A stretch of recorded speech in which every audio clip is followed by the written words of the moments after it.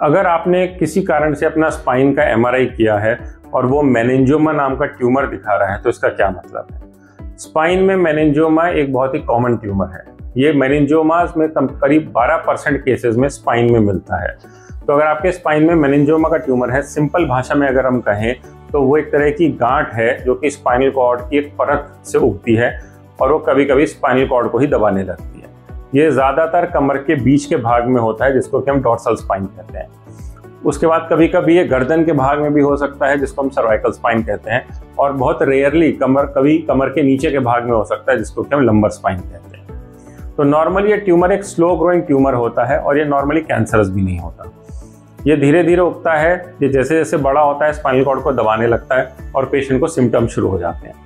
Normally इसके जो symptoms होते हैं वो इस तरह के होते हैं कि पैर में सुन्नपन होना, भारीपन होना, चलने में बैलेंस जाना या जकड़ाहट होना या मोशन यूरिन में दिक्कत होना या फिर पैर में किसी भाग में पैरालिसिस के लक्षण होना।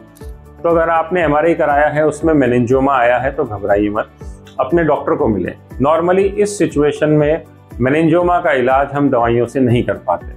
इसके लिए एक सर्जरी की ज़रूरत होती है, जिसमें कि हम सर्जरी करके वो गांठ, वो ट्यूमर, वो मेनिंजियोमा जो कि नस को दबा रहा है, उसको हम हटा देते हैं, नस को जगह मिल जाती है और पेशेंट ठीक हो जाता है। इसके रिजल्ट्स बहुत ही अच्छे हैं इस सर्जरी के, क्योंकि हम माइक्रोस्कोप में इस सर्जरी को करते हैं।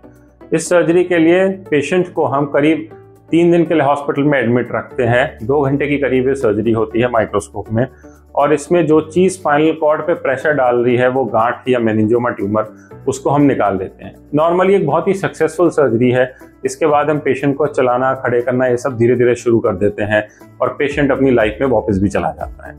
तो अगर आपका स्पाइन का एमआरआई मेनिंजियोमा दिखा रहा है तो घबराइए मत, अपने डॉक्टर से मिले। इसका पूरी तरह से इलाज हो सकता है और आप अपनी लाइफ में पूरी तरह से वापस जा सकते हैं। Thank you.